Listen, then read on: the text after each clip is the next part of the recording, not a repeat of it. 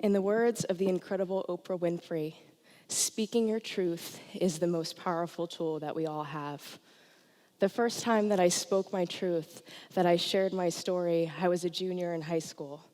Believe it or not, I was shy, I was nervous, I was anxious, and I hated speaking in public, let alone even raising my hand to participate in class.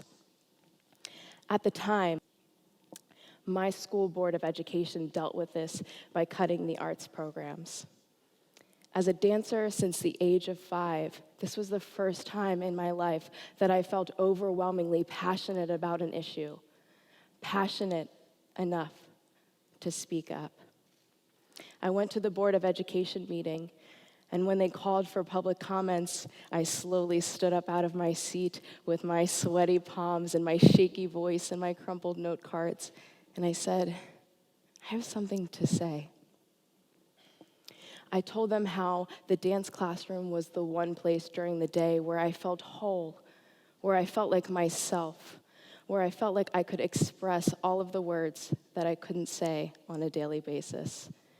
I told them how, as a first-generation college student, that the arts were my tool for college readiness, where I learned about creativity and critical thinking, and it kept me engaged and focused in my classes. A few weeks later, I learned that the Board of Education reinstated all of the arts programs. Some of the board members even noting my story as the one thing that changed their mind about the issue. This is when I realized that my voice was powerful and that it was valuable and that people genuinely listened to what I had to say. And I started to think about if storytelling had this transformative power to change the entire trajectory of my life, what could it do for the lives of others? I started a program called Speak Your Truth about 2 years ago. It started as a monthly dialogue series where I'd bring in first-year college students and we would have conversations ranging from topics to voting and being an engaged citizen to conversations around colorism. We did activities also ranging from a human library where students could check out faculty members, staff, and students like books where they could listen to a live oration of their story, and other activities like More Than a Checkbox, a photo exhibit where I trekked around campus and took pictures of students and asked them to answer the prompt, society says I am blank, I say I am blank, as an opportunity to allow them the space to redefine the boxes that society confines us in. I started this program because I worked as a first-year residence director, and I was working with students, and they would come to my office left and right as they were navigating this transition of being on their own, many of them for the first time. They would come to my office and say things like, my roommate and I, we just don't get along, and I don't know how to make this work because we have different ideologies. To, I don't feel comfortable going to class because my professor doesn't honor my experience or the experience of others like me. And I carried all of their stories with me, and I realized again that I could no longer be silent. So why storytelling? Well, the research shows a plethora of reasons why storytelling is important, specifically within the context of social justice issues. Storytelling has been used across all cultures as a means of cultural preservation, education, and entertainment.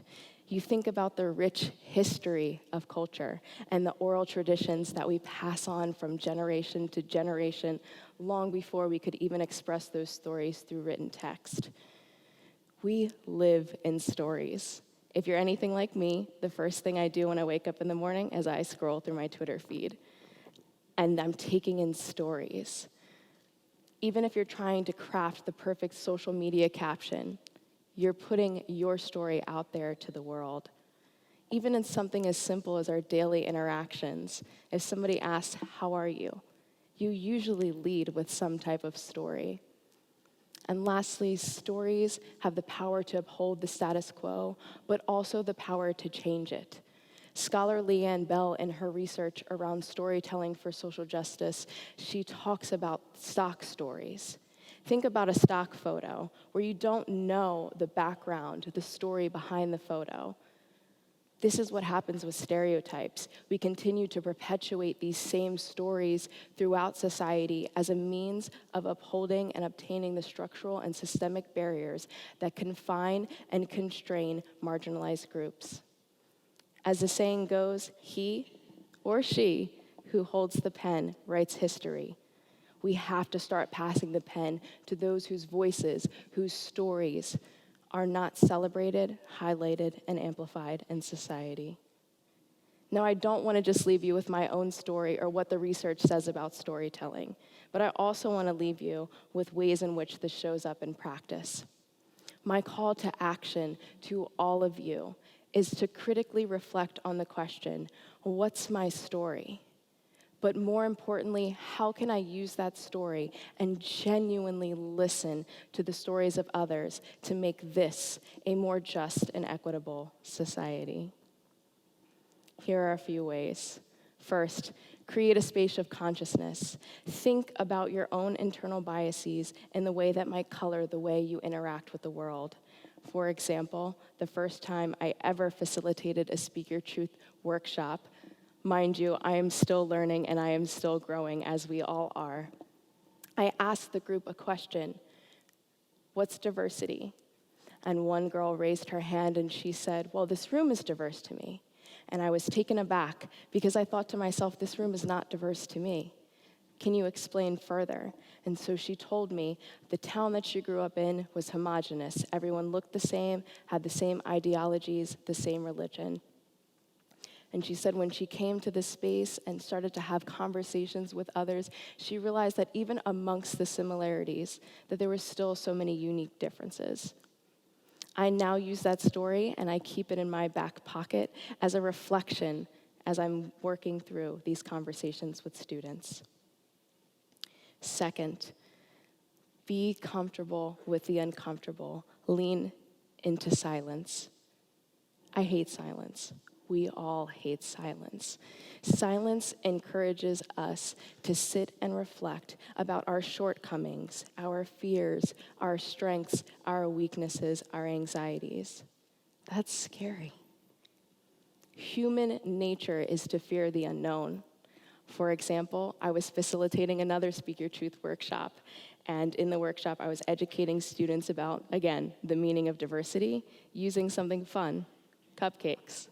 And so I gave them different prompts. I said, if you're from the West Coast, put yellow frosting on your cupcake. If you played sports in high school, put pink frosting on your cupcake.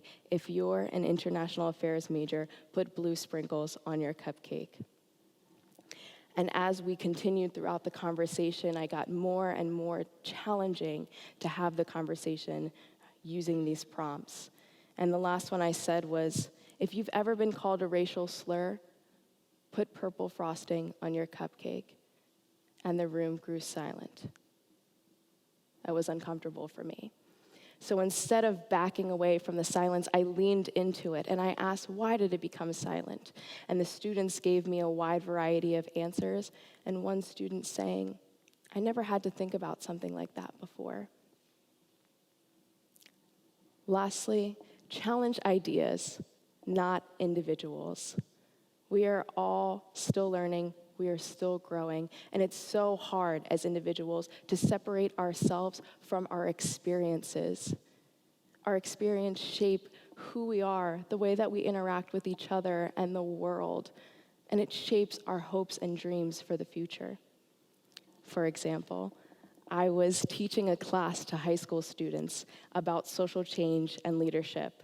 And as many social justice-oriented classes and conversations and dialogues do, we set ground rules. And the students told me a great one. It's called oops and ouch. When someone says something that offends you in the context of these conversations, you say ouch, recognizing that you feel hurt. And the other person replies with oops, also recognizing that it's hard to have these conversations and that we have to be gentle with one another, but still hold each other accountable because we now have the knowledge of something as powerful as somebody's story. In the moment that we've changed someone's mind, even if just for a split second, that is where change is made.